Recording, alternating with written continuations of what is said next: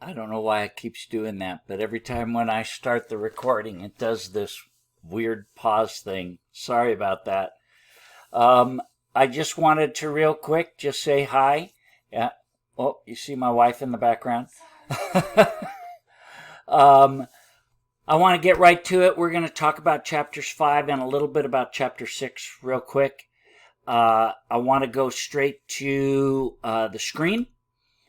And it's really important that you see chapters 5 and 6 as being joined to each other. They're very important that you realize that as we grow in our understanding of fire behavior and then turn that over into the way we build buildings, where we build them, how we build them, all of that, and then the fire protection systems that we add to them, that all of that is tied together.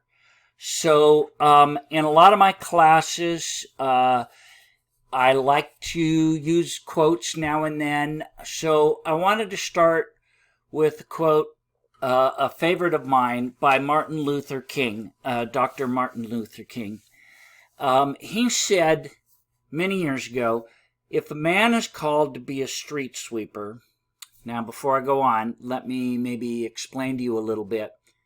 In the 30s, 40s, 50s, people were actually paid to go out and sweep the streets before we had automatic truck-driven street sweepers. There would be people that were paid to clean the streets, and it was an extremely low-paying job. This is before we had minimum wage laws, and we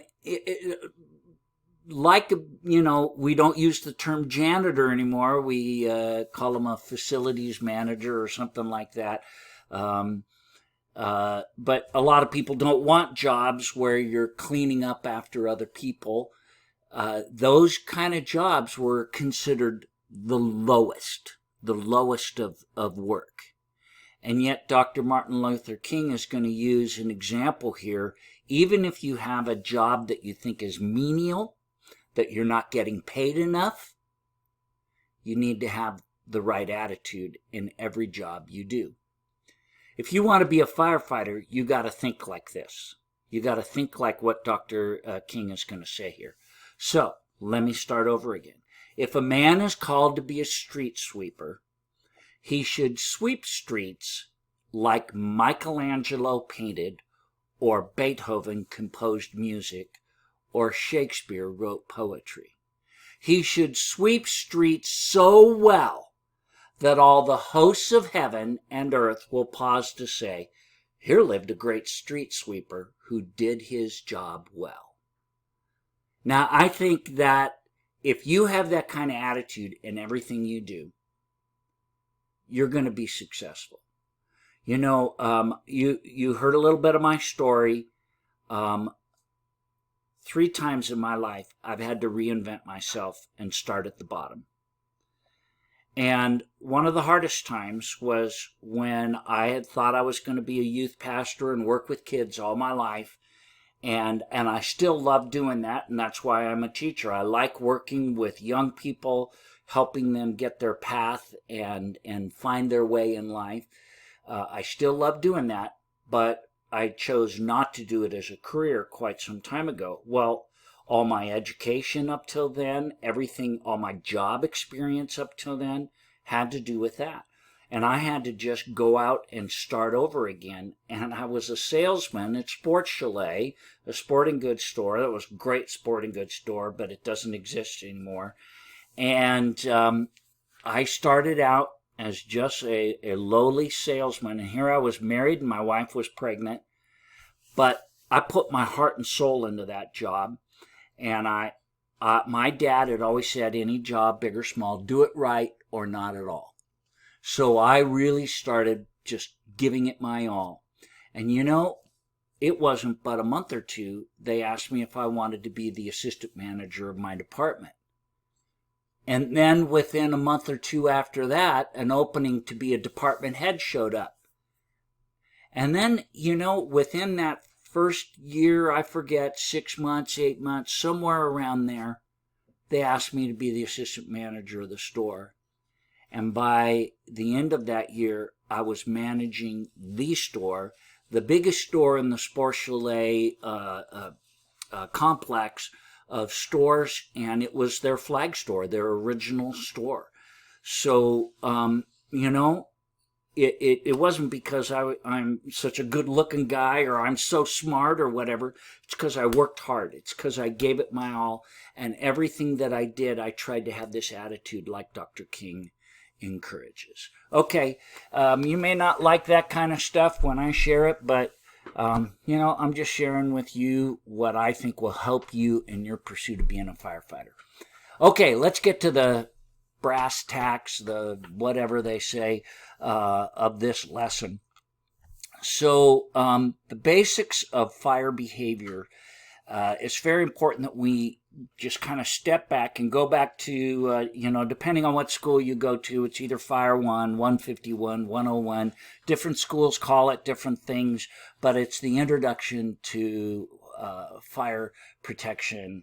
And then there's the science of fire, and that's Fire 5 or 105, 155, that you also take. And we go in depth into all of this about how the fire triangle has always been the traditional way that we talk about how fire occurs, how this process comes to pass.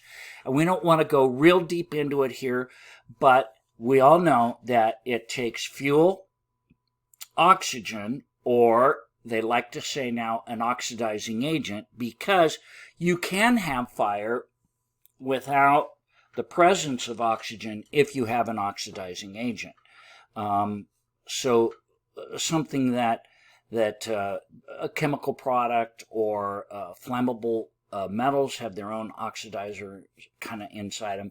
And then the third part of the fire triangle is the fuel itself. So traditionally, we've always said to put out fire, you need to take one of the legs away. Take the fuel away. Well, like in wildland firefighting, we cut a swath between the unburned and the burned fuel, and we create a barren section where it just can't burn. There's nothing there to burn. So we take the fuel away. You take the heat away. Well, the number one way we do that is through water. Water has enormous qualities of absorbing heat. British thermal units, the BTUs that are sucked in and taken away from the fire by water. That's the number one way that water extinguishes fire, is by cooling it. You cool the fire. And then lastly, we can take away the oxygen and we can smother the fire. And the best example of that is when you have a little grease fire going, when you're making bacon or something, you just put the lid on it and the fire goes out because there's no oxygen. Well, scientists have since, explained to us, well, actually there's a fourth leg. So now we talk about the fire tetrahedron. Now, I'm a big believer in the keep it simple, stupid, and I do believe it's important for us to understand the science of fire. But really, the fire tetrahedron aspect of this really only comes into play in certain types of fire protection systems which break the chain reaction. So let's talk about that chain reaction really quick. And what happens, I'm getting ahead of myself a little bit here. Let's go to the next slide. There's 3 ways that heat is transferred. Technically a fourth, and that's direct flame contact.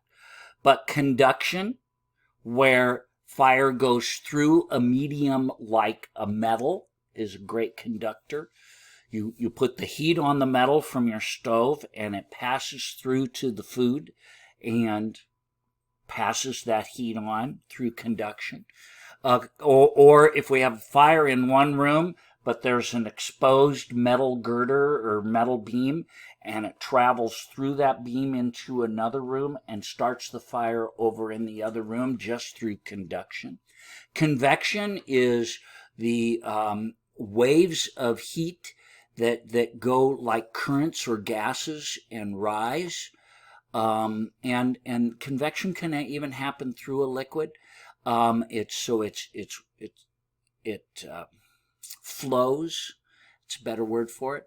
And then radiation is those waves of electromagnetic waves, or like the sun. The sun radiates heat waves towards us, towards Earth. And today it's a hot day outside, and we feel that if we go outside. We feel that heat right on our bodies, and that's radiation. So the fourth one, like I said, is direct flame contact. Fire spreads in this way from once the chain reaction gets going. Now, I want to talk a little bit more about the chain reaction by talking about some of these terms. Now, this one I didn't see in our book, but it's really important that you understand that there's a reason why a bunch of sawdust, a little pile of sawdust, is going to start on fire way more easily, way more rapidly than a big log. And it has to do with mass and density, but it also has to do with vaporization. So fire occurs when a product, any kind of entity, a solid, a liquid, or a gas, heats to the point of giving off vapors. Now, the reason why gas is so dangerous and considered to be one of the most dangerous things we deal with is the gas is already vaporized. It is a vapor. So it's ready to burn. All you got to do, as long as there's a proper amount of oxygen and the vapor mixed together, you're going to get fire or even an explosion if you have a gas. Propane leaks are so dangerous because propane is heavier than air, so it sinks and flows like water would flow. And it will pool in places, and then if it finds an ignition point anywhere, it will explode, and you'll get fire anywhere. Once it's all consumed, the fire goes out, unless there are other things that it caught on fire when it exploded. And this often happens. So flammable liquids, they have ignition temperatures that vary, but at a certain point, those vapors start coming off of, and you've seen that, at a gas station, even with these things that are supposed to be sealing it, sometimes you'll see the vapors coming off of when you're flowing gas. The vapors is what burns. Well, here's the thing that a lot of people don't realize. Solids have to vaporize too. Now, some solids have to heat up to the point where they become a liquid, and then from a liquid to a vapor or a gas, and then they'll burn. But most solids, they just need to get heated up to a point to where they start giving off vapors. So you can heat wood without having direct flame contact and catch it on fire. Well, anybody that's done an experiment with a magnifying glass in the sun through radiation, and then it gets enhanced by the magnifying glass on the wood, heats it up to a point to where pyrolysis occurs and the product begins to decompose. As it decomposes, it gives off vapor. The greater the decomposition, the closer it is, or the easier it is for it to reach its ignition point. So this is why sometimes we'll get fire inside a wall, and everybody's like going, how did that happen? Well, maybe it was an electrical short that kept happening, but oftentimes it's near a fireplace where the heat has not been properly being routed up a flue and out into the environment, but the heat's been radiating to the frame, the wood frame around it, And over time, that wood starts decomposing, and we call that pyrolysis. And it gets to the point to where it's like charcoal. And then all of a sudden, one time after years and years and years of this happening, you light a fire in the fireplace, and all of a sudden, you're like going, well, I got a fire in the fireplace, but there's smoke coming out the walls. Or the heat is coming out of the walls. Something's wrong. And it turns out that there's a fire in the walls of your house. And it's from this pyrolysis process. So it's important that we understand that. So many people think that direct flame contact is the way that fire transfers from one thing to the other. Nope. There's all sorts of ways it happens: convection, conduction, radiation, and things can catch on fire even though they don't have any direct flame contact, just by being heated up. And this is very true with flammable gases. So there are other terms that we need to know. Autoignition is any kind of a product that ignites spontaneously. A lot of our flammable liquids or items that can auto-ignite, we keep them at really cold temperatures, because if they are allowed to come to a that certain temperature, it'll just ignite. I'm forgetting a word, but and then there's auto exposure, vertical spread of fire on the exterior of a multi-story building that the book talks about. So let's look at this compartmentalization of fires. So in a room, unlike when you're outside, there are all sorts of other factors in a fire that's wildland or brush versus a fire that's in a compartment, in a building. Some of the factors, of course, are that the heat and the smoke are held in. They're not allowed to dissipate. So you've got 4 stages of a fire: the incipient stage, the free burning stage, the flashover stage, when the whole room just ignites, and then the smoldering decay stage. So our illustration here shows a chair that's on fire, and as the heat and smoke and gases are rising, it affects the upper part of the room. And this goes on over time to build up heat. Now, in a truly compartmentalized room, within 3 to 5 minutes, you can usually get flashover. As that particular part of the room that is burning preheats everything else in the room, plus those gases, the CO and the other gases that are being given off, depending on, we've got all these extremely flammable materials out there with plastics, etc., that burn at a higher heat and give off other flammable gases and toxic gases. Now they fill up the top of the room and work their way down. Well, as that gets to that place of the ceiling layer is superheated, and those gases and all of the unburned particles in the air, and they preheat everything else, you get this explosion called flashover, where the whole room will go from being exposed to fire to everything's on fire all at once. Flashover, if you're in the room when it happens and you got all your turnouts on and you're laying on the ground, you might survive, but you will be burned. You do not want to be in a room when flashover occurs. If you believe that a room is getting, the book talks a lot about flame over and rollover. When we see that a ceiling is starting to get that rolling look of flames, you want to take a straight stream, maybe put a figure 8 on the building, just do it for a little bit. You don't want to steam up the building. You want big particles of water that will absorb some of the heat and take away that flashover from happening. But if you just spray a bunch of water in there, you're going to fill the room with steam. You're going to get a steam burn, and anybody that is still alive in that room that you were trying to rescue will get burned.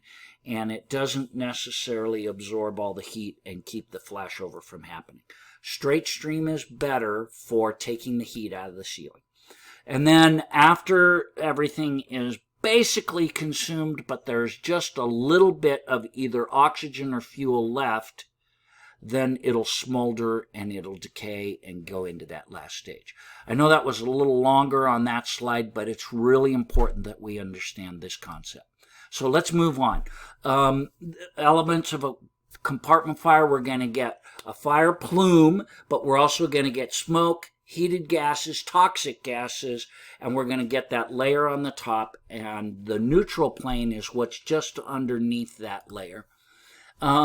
When we have compartment fires, we need oxygen being sucked in, heat that's going up. So we need an oxygen supply, and there's that entrainment where we've got oxygen, cooler air being sucked in below, getting heated, rising, and then pushing out on the ceiling.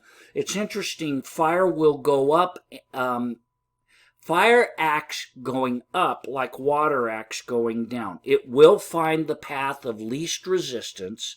It usually goes up, crosses the room diagonally, not necessarily going to the sides closest to, but will cross the room diagonally and then work its way down and then fill up the whole ceiling. When we have wind or any kind of a window that's open, it can, or door, that can create all sorts of changes for the fire, and we've got to consider that tactically if we've got a wind that's flowing, providing additional oxygen and also driving the fire in the direction of the wind. So modern fire tactics, we'll talk about this in a second, involve impeding the the airflow, I'm sorry. Impeding the airflow. We want to make sure we're 100% ready before we enter that building. Do we have all the tools we need? Do we have the hose line? Have we tested it to make sure we've got good pressure, good water flow? We do all of that before we break open the door. We also want to make sure we're coordinating with any kind of a ventilation crew. Before we open the door, we get ready. We also need to make sure now that we have our backup crew. So all of these things need to be done before we go in, because as soon as we open that door, airflow goes in, and we have the potentiality for backdraft we need to consider and other factors. So there are a lot of factors that influence the fire behavior in the room. We always need to ask ourselves, this is something so critical and isn't always taught in our fire academies, what is burning? That's your number one question. In fact, when we talk about, is it an A, is it a B, is it a C, is it a D? If it's a flammable metal, maybe we're going to do things different. If it's an electrical fire, we don't want to be throwing water in there that's charged. If it's flammable liquids, well, most flammable liquids aren't going to respond real well to water being flowed on them. So what we're going to do tactically, first we got to ask ourselves, what's burning? And we're so used to using water, we just want to rush in, throw the wet stuff on the red stuff, and not always the right tactic. So there are a lot of factors on what is involved in a big fire. The finishes on the walls. The tiles that are in this photo are similar to those that were used in the Station nightclub fire in Rhode Island that contributed to rapid heat and fire growth that killed over 100 people. Flashover happened in less than 5 minutes in that building. It's a horrible video to watch, but every wannabe firefighter or firefighter should at least watch it once. It's horrific. And it's a great example of why we do what we do in fire prevention and in this whole aspect of trying to control how buildings are built and what's put in The vertical openings is a big factor in fire spread. Laundry chutes, elevator shafts, atriums allow for vertical extension of fire. We want to limit that. What's the height of the room that's on fire? If it goes through multiple floors, like your lobbies of a hotel, oftentimes are very open amongst multiple floors. Well, that's called an atrium, and atriums are very vulnerable to rapid spread of fire and smoke. So we're going to make them put in more fire protection systems. The proximity of walls to each other, the HVAC systems, all of these things contribute to the rapid spread upwards. Now, I mentioned backdraft before. The backdraft is the burning of, look at that picture. Isn't that an amazing photograph of a backdraft where in a controlled condition where they allowed a room to get to the point to where it had expended. This is a firefighting training container. And they allowed it to get to the point to where it expended all of the oxygen, but the heat was inside. And then with either some kind of a pole or a rope, they pulled open the door, and this is what happened. So you've got all these heated gases that are in the room, but there's not enough oxygen. So we need to know backdraft signs. Again, our book doesn't go a lot into this, but I always like to bring it up. Black cracking or crazing of the glass. Just if you see that as you're getting ready to go inside, you might want to hesitate and make sure you're coordinating with the ventilation team on the roof. Puffing smoke from crevices around the doors. It'll puff out and puff in. Puff out and puff in. It's because it's trying to breathe. It's trying to suck in the oxygen. And it's literally like a human being, out and in, out and in. And then also you want to test the door, right? You want to put the back of your gloved hand against there. Are you feeling extreme heat? Well, if so, you might have a backdraft situation inside. Well, we want to think about the building construction and the flow path as we think about fire behavior in buildings. Where's the gases and the smoke going to go?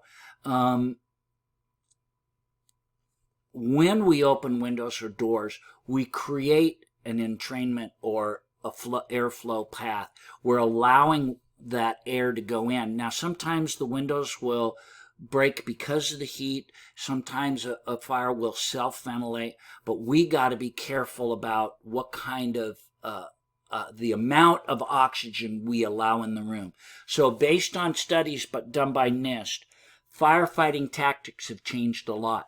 We don't just rush in. We make sure we're prepared. We don't want to leave that door open and throw a bunch of ventilation fans on.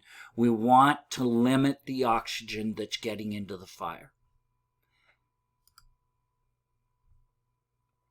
When we're fighting a fire, we also have to consider all the other hazards. Flashover we already mentioned, backdraft we mentioned, but how about concealed fires and the rapid spread of fire in certain areas? We open certain doors, boom, we're going to get a rapid spread upwards or horizontally.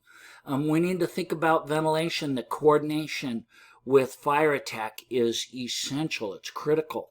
When the roof crew gets up on the roof, one of the things they should be saying is to the fire attack crew, we are ready to ventilate. Are you ready? That ventilation can increase fire behavior underneath and injure firefighters. The firefighters who are trying to enter the room, if they go in too soon before ventilation, they can cause a backdraft or other rapid spread of fire. So breaking windows or cutting holes too soon oftentimes will increase fire behavior. There's some videos on YouTube. Maybe I'll add them to our group of videos for this chapter. But there's some really dumb stuff. When you see firefighters just going around banging windows, thinking that they're doing something good in doing that, breaking windows with their fire axe. No, actually they're making the situation worse and can kill or harm their fellow firefighters. So any kind of if it doesn't look right, you should be investigating. Don't open things, rush into things too quickly. Make sure you're reading the building, reading the smoke, reading the fire, and all of these things as you consider your tactics. So remember, growth and spread are going to be influenced by not just the construction materials, but also the interior finishes. So things like combustible acoustic tile, fiberboard, into which the holes are a little punched, these things can have glues that are extremely flammable. They can be flammable themselves. So when we get rapid fire growth, of course, we have serious loss of life, more lives threatened. A lot of these things, these tiles and finishes on the walls, give off more carbon monoxide. They give off more CO, and it's subject to a violent explosion. So a couple of examples from the book is the Dorothy May apartments in 1982, and a key factor was plywood in the exit hall. I believe, if I remember correctly, another factor in that was fire-rated doors had been left open and the fire was allowed to spread. 1984, Beverly, Massachusetts, there was a fire that was extremely enhanced by plywood paneling. So what products we put on the walls, on the ceilings, and even on the floors have a factor in the flame spread. So the furnishings, the decorations, the stock that's in a warehouse or in a storage unit or in a store like a Home Depot, all of these things contribute to fire growth, smoke, and toxic products. We want to consider those things when we're going in. The insulation, there's insulation that's oftentimes put on ceilings. It has like an aluminum bottom, and it's meant to keep the heat out from getting to the insulation and getting to the roof, and it creates like an air gap. Well, if those things start to rip or start to sag, they allow the heat to get in and it'll travel underneath it, and you can have place where the sprinklers aren't going to reach the fire because of that bad insulation.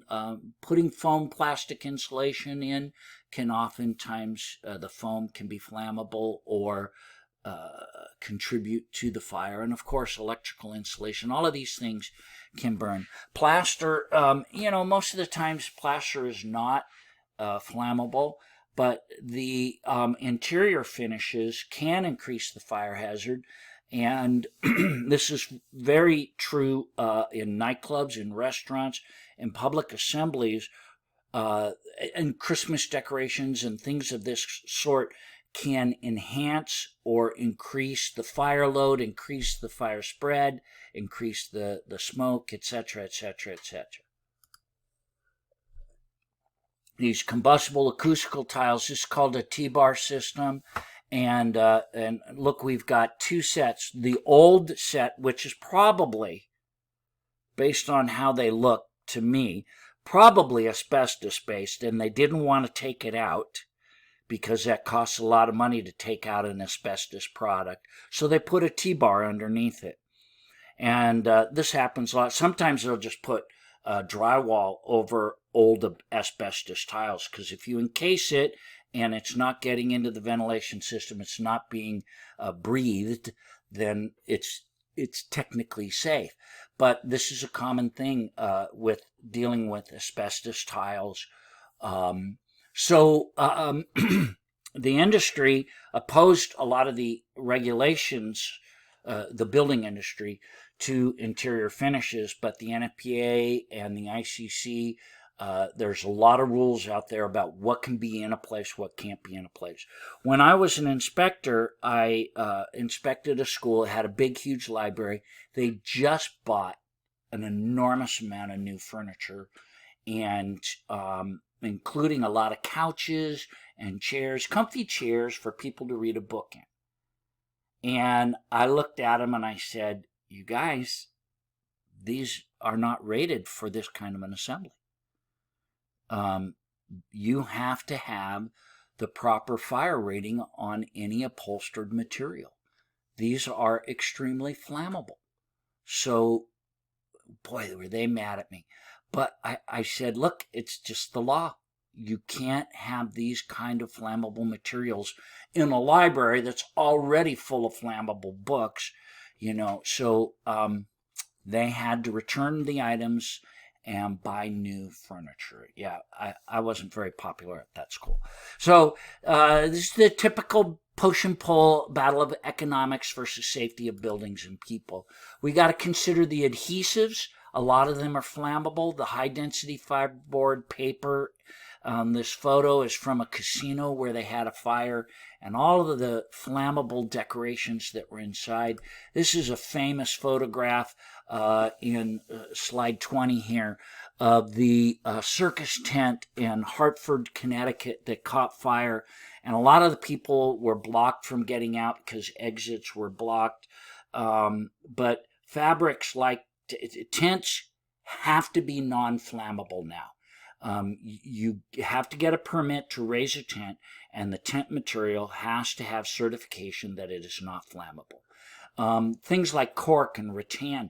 Anybody eating at an island, they've changed almost all of them now, but they used to have these palm fronds over a lot of the seating area, and boy, it always made me nervous. I'm sure that they treated that with a fire retardant material when they built it, but over time that stuff it decays and it erodes. And you have a place like Islands. I love eating at Islands. I like the French fries and the hamburgers and everything, but lots of wood and these old palm fronds. Now most of them have been redecorated and they took the palm fronds out. I'm glad they did. I feel safer. Plastics. This is a picture from the Expo Fair long time ago, but this whole geodesic dome was done with plastic. Well, plastics melt, but they also burn. So plastics can look like wood, they can look like glass, but they are very, very flammable, most of them, and they give off toxic gases. So a lot of times architects will come up with these great ideas and they go, oh, let's make it all out of plastic. Well, it might not be a good idea. The rapid spread of heat and gases from these things, and most of the gases that come off of plastics, polyvinyl chlorides, are toxic. Here's a famous fire, infamous, I guess you should say, back in 1999. The Worcester Cold Storage Warehouse. Now, carpeting played a big part in the spread of this fire and the toxic gases because of the glue used for putting down the carpeting. But it also had a maze-like situation inside, and 6 firefighters got lost, ran out of air, and lost their lives as they breathed the toxic gases. So other things we need to consider with how fire spreads in buildings is void spaces. And a lot of times they weren't there when the building was originally built, but like this building, they added a tin fake ceiling and created a void space over that. So remodeled ceilings oftentimes create these problems. But void spaces can be also not transoms. I wish I could remember the word, but the big spaces where we might put ductwork in and we create a space for it. I can't remember what those compartments are called. I'm having a brain fart. But they can create a way for fire to spread. Even in aircraft interiors, they've had to come up to stricter standards so that a fire that starts inside an aircraft can't rapidly spread. Acoustical treatments are now often put on.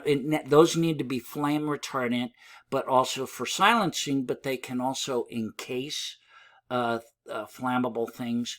Offices like this, when it's open space is very popular today in homes and in offices where people come in and they can feel an airy outdoor inside feel. But when we have huge spaces and we don't compartmentalize, fire can spread throughout the whole building or this whole portion of the building more easily. That's the whole thing behind compartmentation, which will be talked a lot about in Chapter 6. By compartmentalizing buildings from one another, having wider streets, having wider spaces between buildings, having buildings broken up into parts, we call that compartmentation. And part of the reason for that is not just functional, but to impede the flow of fire spread. Problem is, people create new hazards by doing things like altering the building illegally. You're supposed to get a building permit if you're going to not just remodel or redecorate. That's a better word. If you're going to redecorate, that's different. But if you're going to remodel where you're moving walls, where you're changing ceiling heights or things of that nature, you're supposed to go through the building official, get a permit, and do it right. But a lot of businesses, they don't do that. They just, hey, let's just throw an office over here in the corner of the warehouse. Well, let's see, it was a sprinklered warehouse. Now we put in a little room with a roof on it, and that whole part of the building now no longer is protected by sprinklers. So decorations, especially Christmas, is the big violator. And we need to be careful how strongly we come down on them during Christmas, but we need to gauge the flammable stuff. Okay, let's speed through the rest here. Today's fire loads, I've already said, are heavy with plastics, polyvinyl chlorides, and also, the desks, the computers, everything is flammable and gives off toxic gases. In the first Interstate Bank fire, an infamous fire that happened here in LA area, the building was basically undamaged. It was the contents that spread from one floor to the next. And I believe at least 3 floors burnt pretty bad, and they had a really difficult time putting out that fire, but they worked hard and they got it out. My father-in-law was at that fire. Hotels that are under the process of remodeling are subject to fire. Remodeling and construction is, as we talked about before, creates a lot of fire hazards. It's gotten to the point to where in New York, they're making interior designers go through courses where they get certified and have to learn about the fire safety aspect of interior finishes. What we want to do is we want to control rapid fire growth and control smoke flow. And we do that in the way we build the building, but in Chapter 6, we're also going to talk about it's not only how we build it by compartmentation and controlling the materials, but also by adding fire protection systems. So we want to eliminate anything that has a high flame spread surface. We want to separate materials from the source of combustion. We want to compartmentalize, hard word for me to say. We want to coat materials that are subject to even steel in type 1 construction. We're going to coat it because steel will fail at 1,000 degrees. But even woods and things like that, we might spray some kind of a flame retardant on them. And we want to compartmentalize smoke. We want to make sure the smoke can't easily travel through the building, because where the smoke goes, the toxic gases go. Most people who die in fires die from smoke inhalation, not from heat transfer. So in the MGM Grand Fire is a great example of that, where the smoke traveled through an open stairwell up into the hallways of this building. People came out of their rooms to escape and died in the hall. So all of the CO, hydrogen cyanide, CO2, or carbon dioxide, all of these things rapidly spread throughout the building if we don't impede it. So they can cause death when inhaled. So I mentioned that already, the MGM Grand Fire. A lot of these fires, it's the gases that kill people. And we also need to remember that those gases are flammable. CO is a flammable gas, and it can be the cause of backdraft. They can accumulate in closed areas and then all of a sudden explode. So a lot of these flashovers or flameovers or explosions that we'll have in a fire are buildup of gases that get pocketed somewhere, and then they get enough heat and boom, they explode. So we need to remember also CO is a killer to us by asphyxiation and also carbon monoxide poisoning. The CO attaches to our red blood cells and keeps us from being able to get oxygen into our body. CO poisoning is a killer. It's a silent killer oftentimes when we have a broken heater or something of that nature. I got CO poisoning as a child once. I was in a place that had a broken heatilator, and it was really cold outside, and others were playing outside and then coming back in. I didn't have adequate clothes. We were up at a church camp, and it was really cold, and I got really bad CO poisoning. I started getting a headache, then I threw up and all this, and they took me outside, and I got better. So smoke particles, they can also get in your lungs, cause all sorts of problems. So contamination and toxic smoke in the room, they can cause an enormous monetary damage. I burnt some, I was cooking, and I kind of forgot what was going on, and I burnt some food, and it took us a very long time to get that smell of smoke out of the house. We had to clean all of our drapes. We had to take Febreze to all of our furniture. We took things outside to air them out. We ventilated the whole house. Smoke can do a lot of damage and can bring in cancer-causing products as well. The PCBs, polychlorinated biphenyl, is a toxin.